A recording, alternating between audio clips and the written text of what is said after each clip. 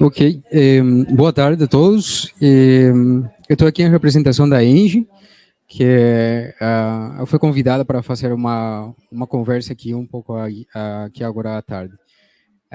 Se meu português atrapalhar um pouquinho, tranquilo, tá? Ok. Então, essa apresentação é basicamente, vamos falar um pouquinho de risco climático e principalmente porque a gente é uma empresa geradora de energia. E uma empresa geradora de energia, basicamente energias renováveis, então acaba tendo impacto direto do clima na operação da empresa, tá? Falando um pouquinho da Engie, estamos falando de uma empresa que é radicada aqui em Floripa, tá? Ela é uma empresa que acaba trabalhando tanto com geração, com comercialização de energia e também recentemente na transmissão de energia aqui no Brasil, tá? Nesse momento, a gente tem uma capacidade instalada de 10 gigawatts, isso que mais ou menos representa uns 6% da produção nacional, ou seja, da capacidade instalada nacional aqui no Brasil, acaba sendo bastante representado. E, como destaque, a gente tem 97% do portfólio em energias renováveis, tá? Com isso, a gente tem basicamente hidrelétricas, muitas delas localizadas aqui no sul, mas também em outras regiões do sudeste, como o norte no sudeste, no norte, aqui no sul é a maior parte delas, tá? Então, acaba que a gente opera em praticamente todo o Brasil, uma empresa que é nacional, apesar de estar radicada aqui no sul, tá? A visão da empresa como um todo é basicamente transformar a relação que tem as pessoas com a energia através de um mundo mais sustentável. A Engie tem sua matriz na França e é uma das líderes também em esse processo de transição a uma economia de zero carbono e de sustentabilidade energética, tá?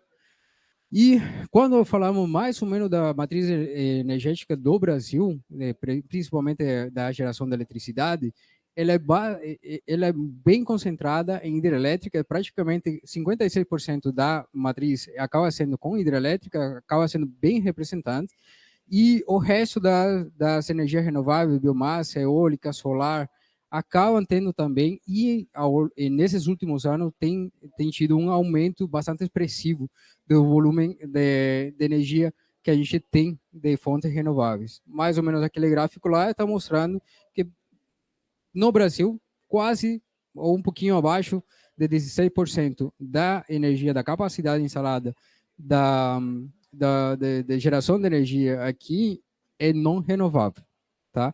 Então, a exposição que a gente tem aqui no Brasil a clima é muito alta, tá? E isso acaba sendo bastante relevante. Eu sou meteorologista de formação, portanto, acabo falando um pouquinho desse tipo de informação. Esses são um mapa que ele está mostrando nos meses de novembro até fevereiro, que são os meses de verão aqui no Brasil, que é no momento no qual a gente tem a maior parte da precipitação na região sudeste, que é onde estão o reservatório de energia, que acaba sendo bastante relevante.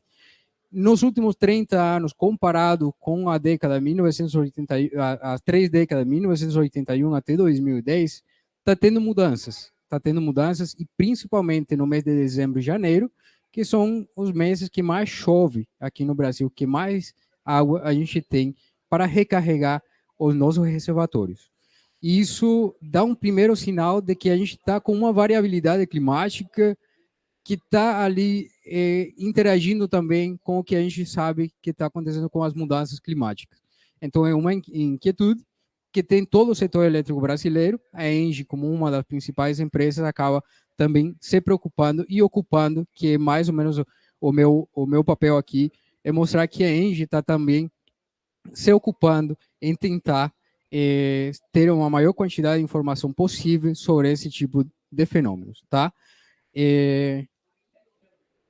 Isso, a gente estava falando agora há pouco sobre variabilidade climática, tá? Ou seja, tem ao longo do tempo a gente tem momentos no qual chove mais, chove menos, por diversos fatores ao longo do planeta. O planeta é praticamente um sistema bem dinâmico e toda mudança que acontece em uma região acaba, inclusive, afetando uma bem longe. No Brasil, a gente tem uns 91 anos, 92 anos agora, de dados bastante consistentes, principalmente no que tem a ver com energia hidrelétrica. Tá? Tem muitos empreendimentos que são bem antigos, teve bastante monitoramento. O Brasil acaba sendo até um dos países que tem melhor informação nesse sentido aqui na América do Sul. A gente tem a série de geração de energia hidrelétrica, ou seja, a capacidade que a gente teria de gerar energia hidrelétrica desde 1931 até agora o momento recente. E ao longo desse período a gente consegue ver que teve mudança, teve alguns momentos bastante longos em no qual a gente teve predomínio de uma ou de outra variabilidade climática. Esse daqui é basicamente a diferença, a anomalia que a gente teria de energia hidrelétrica, né?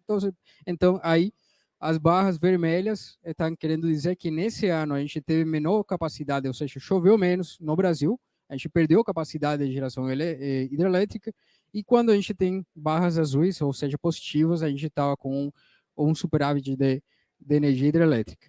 Tem dois períodos, 1931, que começa a série, até 1977, predomínio de valores negativos. Naquele momento o Brasil não tinha crescido tanto, não era grande consumidor de energia, mas aí quando começa, no 77 até 2011, teve um momento bastante bom. Choveu bastante, principalmente ali na região de grandes reservatórios, e não era preocupação naquele momento. Agora, depois de 2011, teve algum ano que nesse intervalo acabou sendo um pouco mais estressante, mas a partir de 2011 teve uma sequência bastante significativa. Inclusive, a gente, na análise desse tipo de informação, temos dois momentos bastante críticos do sistema. Um foi de 1947 até 1956, foi uma sequência bastante contínua de anos bem negativos, isso deixaria o sistema um pouco mais estressado, e isso mais ou menos se repetiu a partir de 2011. Então, em 2011, a gente até 2021 tem um déficit de precipitação aqui no Brasil. E não sei se algum de vocês lembra, pelo menos o que o brasileiro respeita, né? A gente estava com 2021 com um medo, inclusive, de racionamento. Ou seja, de ter que parar a indústria por conta que não teríamos energia suficiente para abastecer. E isso acaba sendo por essa sequência de anos bastante seco que a gente teve. Isso quando a gente vê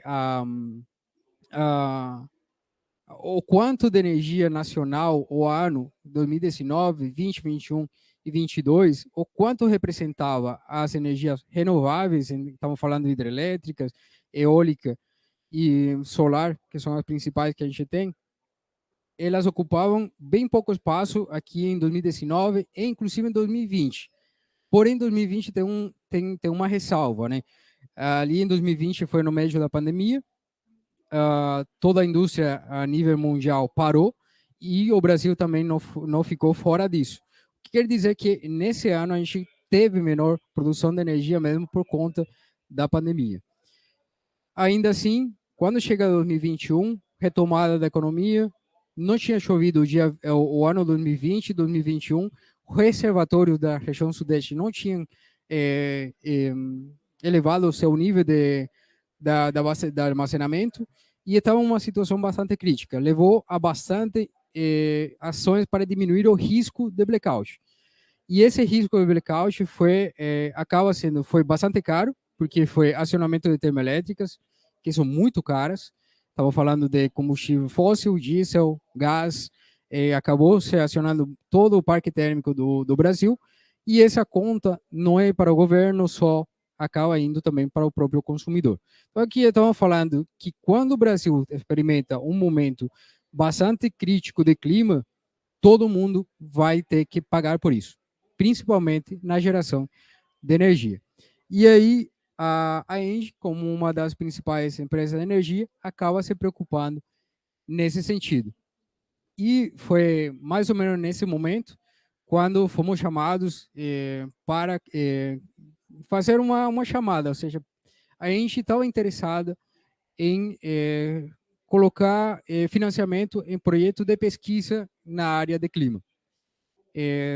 Todo mundo está enxergando que a energia renovável é o caminho para o futuro, não podemos negar isso, porém a gente tem que estar bem preparados para enfrentar a variabilidade climática que a gente tem no ano a ano dessas fontes. Então, criamos uma chamada de projeto, projeto de pesquisas abertos a universidades, empresas, startups, tudo. Todas as empresas que trabalham nesse tema de tudo. E acabamos tentando procurar informação sobre os principais pontos de interesse que o setor elétrico brasileiro tem. Vários deles já você tem escutado em outras conversas, principalmente quando a gente está falando sobre conversão de cobertura da terra.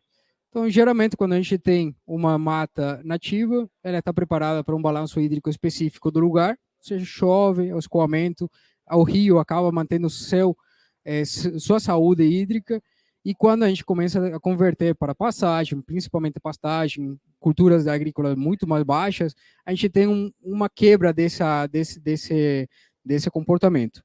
E é uma das coisas que a gente precisa quantificar. A gente sabe que vai acontecer. A economia está demandando, mas a gente precisa quantificar para realmente otimizar isso e ver quanto está afetando o clima geral e que acaba tendo o impacto para todo a América do Sul, e não é só o Brasil nesse sentido. Outra linha de pesquisa que a gente abriu para a chamada foi a mudança nas fontes de umidade daqui na América do Sul. O continente americano tem duas fontes principais de umidade. Eu acho que todo o continente acaba tendo isso. Transporte de umidade do oceano, ou seja, nas correntes de ar acabam trazendo umidade do oceano para dentro do continente, e elas são as que dão uma boa parte da precipitação. Aqui no Brasil, a gente insiste bastante na Amazônia, porque ela é uma fonte de umidade. A umidade do oceano acaba indo para a região do Amazonas, acaba precipitando lá, e em algum momento a floresta amazônica, que é gigante, ela acaba jogando essa precipitação para o ar, e ela é transportada aqui para a região sul, para a região sudeste, inclusive uma boa parte da precipitação que a gente tem aqui durante o inverno e agora no sudeste, durante o verão, boa parte vem dali da floresta amazônica. Por isso é importante, por isso ela constitui uma fonte de umidade aqui no Brasil. E é uma das linhas de pesquisa que a gente abriu, a gente estava procurando alguma universidade ou grupo de pesquisa que entrasse nesse tema, e a gente conseguiu. Outra linha de pesquisa que a gente abriu foi a variabilidade climática já a mais longo prazo. E aqui eu tenho um slide depois que entra um pouquinho nesse detalhe, porque eu estava apresentando agora há pouco a informação que a gente tem dado de 1931 até mais ou menos agora a atualidade. Só que estamos falando de 90 e poucos anos. Que é isso para um planeta, a história do planeta, do clima, mudança que a gente tem ao longo das dezenas de milhares de anos.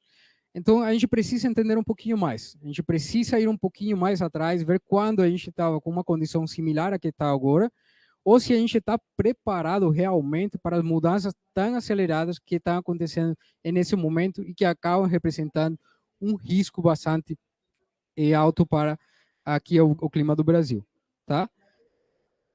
E a última linha de pesquisa que procuramos informação era o quanto tentar quantificar exatamente quanto a mudança climática vai afetar essas fontes de energia renovável. E são duas coisas que a gente tem que ter em mente. A gente está sempre em uma variabilidade climática, ou seja, o clima nunca é igual, ele vai variando, só que é uma variabilidade climática dentro de um período de mudanças climáticas que estão acontecendo muito aceleradamente. Então, esses são desafios, é um desafio bastante que tem movimentado uma boa parte da comunidade científica, acadêmica do mundo, porém ainda carece de todas as respostas, e principalmente quando a gente está falando de um setor específico ou de uma região específica, ainda ainda falta bastante informação. Foi isso, a Engie procurou, dessa forma, tentar diminuir o risco que a gente tem, não só da empresa, sino o Brasil como um todo, porque no final, o resultado desse programa de pesquisa e desenvolvimento não é só para a Engie, ela é aberta para todo que queira consumir, que precisa consumir, e essa é uma das formas que a gente enxerga que é uma contribuição da empresa, uma contribuição à diminuição do risco que a gente tem aqui no Brasil, nesse momento que a gente está para uma transição à economia de zero carbono, diminuição de consumo de fontes de combustíveis fósseis e passar a fontes renováveis, tá? E isso aqui mais ou menos é o que estava conversando agora há pouco. A gente tem uma variabilidade. Em 1880, que quando temos uma observação um pouco mais confiável, aqueles dados principalmente lá na Europa, a gente tem essa mudança. E esse aumento de temperatura nas últimas décadas tem mexido bastante, tem mudado bastante a temperatura dos oceanos, e os oceanos, a gente estava falando agora há pouco, que são o principal aporte de umidade dentro dos continentes. Então, se está mudando lá, a gente vai ter uma mudança de nosso clima dentro do continente. E quando a gente procura uma informação muito mais longa, 2.000 anos atrás, que seria esse gráfico ali, a gente tem essa reconstrução, principalmente quando a gente entra na área de paleoclimatologia,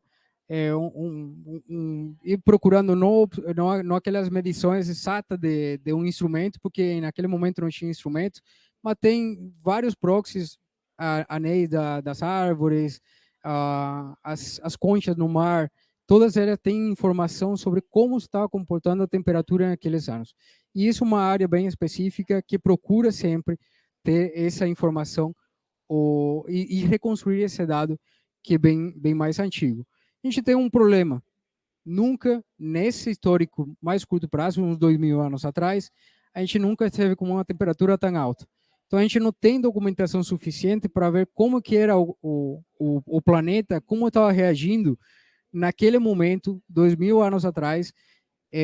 Não tem esse histórico, e a gente, como que estava a variabilidade climática com essa temperatura que a gente está experimentando hoje, e que nas pesquisas, toda a informação que a gente tem de clima, sabe que vai continuar aumentando.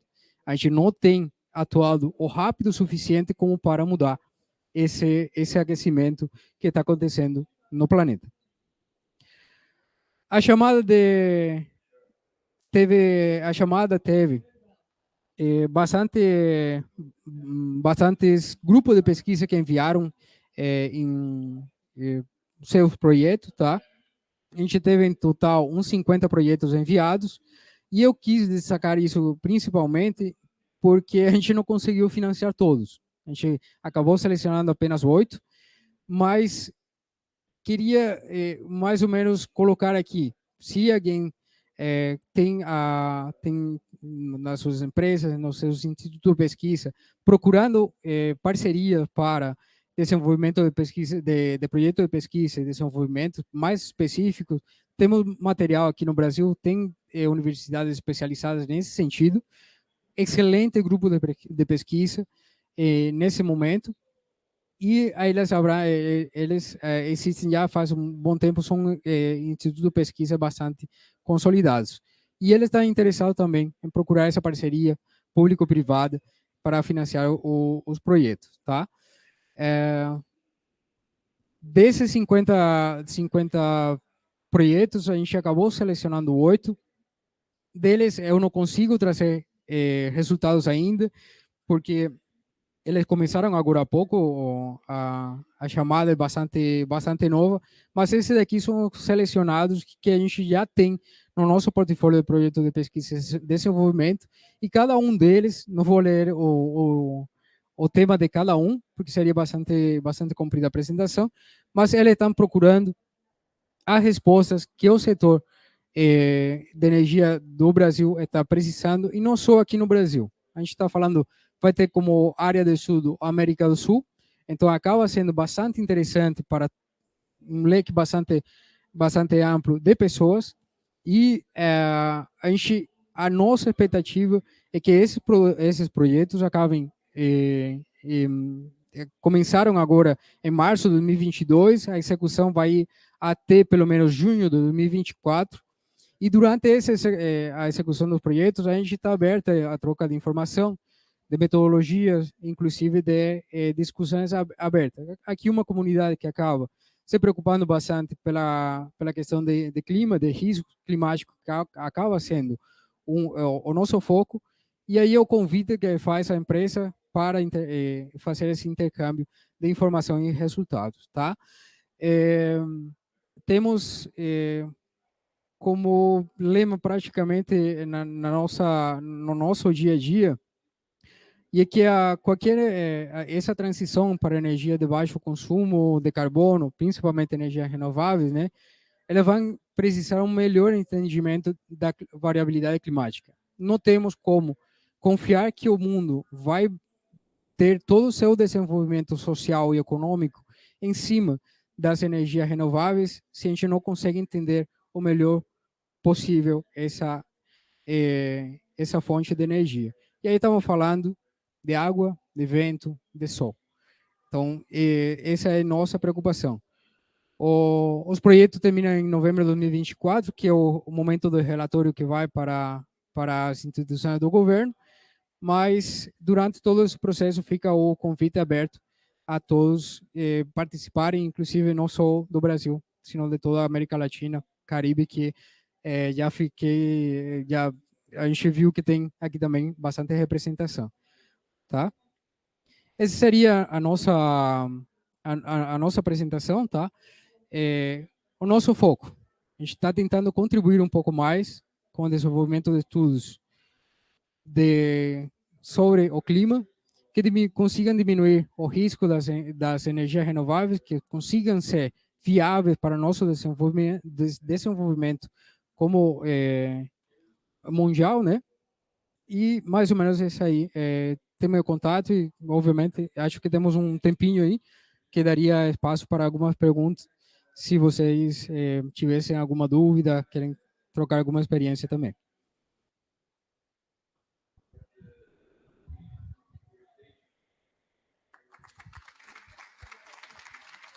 Muito obrigado.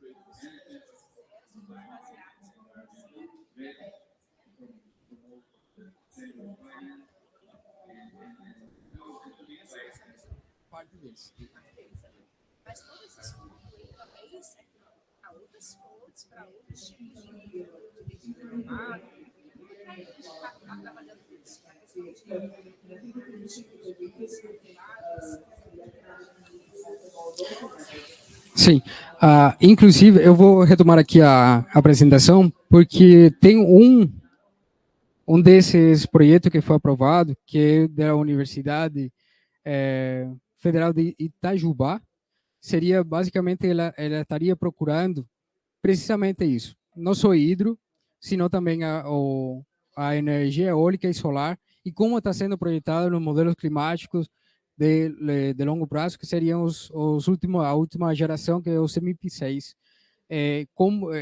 A resposta dela vai ir nesse sentido, ou como a gente está vendo a variabilidade dessa fonte de energia, principalmente eólica, solar e também a hidro. Aqui a maior parte deles está focado em hidro, porque acaba sendo muito representativo aqui no Brasil. Então acaba sendo o fundamental. Mas a gente não está negligenciando também a eólica e a solar, principalmente a eólica, que é uma que está tem uma curva de crescimento bem acelerada nos últimos anos. A gente está vendo isso na região nordeste do Brasil, uma da que tem maior potencial de energia eólica no mundo, Então, esse daí também é uma preocupação da Engie. A gente tem também parques eólicos, tá? Inclusive, é bastante relevante. A gente tem em torno de 4 gigas, 1 giga e pouquinho, 1 giga e pouco de energia eólica, que acaba sendo bastante representativa, porque são desses 7, 18 gigas que estão instalados atualmente, então acaba sendo bastante, e inclusive nos próximos meses devem entrar mais alguns parques novos que tá sendo construídos nesse momento. Então, a preocupação, sim, a gente está com preocupação e bastante forte em eólica, porque é uma das que consegue ser, a resposta dela é muito mais rápida, a gente não tem como estocar essa energia, então acaba sendo, estamos muito mais expostos a qualquer variação, não só no longo prazo, também no mais curto prazo, tá? Mas, assim, a gente também procurou, conseguimos achar um grupo de pesquisa bem preparado, referência mundial, inclusive, nesse tema, pelo qual a gente está com bastante expectativa com eles.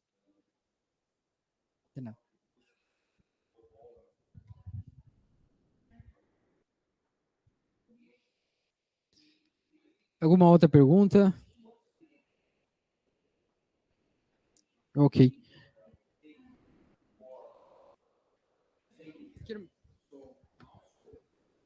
Obrigado. Pablo Borges, da GZ.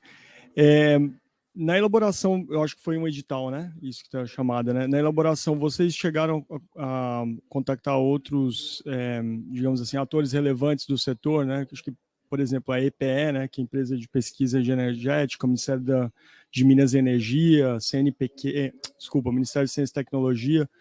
Queria saber como é que se deu assim a motivação e se vocês também elaboraram essa demanda, se foi uma motivação puramente interna da Engie como empresa, ou se também teve um engajamento ou pelo menos contato com outras organizações, talvez mais de nível de governo estratégico, né, energético para o Brasil. Né? O programa de P&D, ou seja, de Projeto de Pesquisa e Desenvolvimento aqui no Brasil, acaba sendo gerido pela ANEEL. Então, assim, a gente tem que prestar esse relatório final, ele tem que ir para a ANEEL e é lá onde é avaliado se realmente teve inovação, teve pesquisa nova nessa área. A gente abriu o edital, foi público. A gente abriu o edital, tentamos alcançar a maior quantidade de público possível. Instituto Pesquisa, a EPR recebeu, a gente entrou em contato direto para não ficar perdido nos e-mails, com a maior parte das universidades, empresas, a EPE foi uma delas. A gente não recebeu proposta deles, mas, assim, tudo faz parte do ecossistema de projetos de pesquisa e desenvolvimento aqui do Brasil, tá? Vai ter sinergia com eles, principalmente a nossa expectativa, e a gente ainda, na execução, estamos abertos. É uma das coisas que eu queria destacar, inclusive, nesse momento. A gente está aberto a ter troca de informação com outras empresas que também trabalham na área. Para, inclusive, nesse momento, uma das coisas que a gente sentiu falta com esse edital, as universidades e institutos de pesquisas, ela está um pouco longe da aplicação direta da pesquisa. Inclusive, nesse momento, assim, quando a gente recebe os resultados, informação nova, a gente percebe que não está direcionada a uma resposta rápida. E é isso que a gente está tentando fazer. A gente está tentando levar um pouco mais o que é uma empresa, ou setor privado, ou uma aplicação direta a esse leque muito gigante que a gente tem de pesquisador, de pessoas muito bem preparadas, mas ainda não conseguiram enxergar que o que ele está estudando, o resultado que ele tem, acaba sendo muito importante para o resto da sociedade. E essa é uma das nossas aspirações também, porque eu senti isso quando estava na faculdade, né? Eu sentia que não chegava essa informação a uma empresa, ao setor privado, que realmente acaba sendo bem relevante.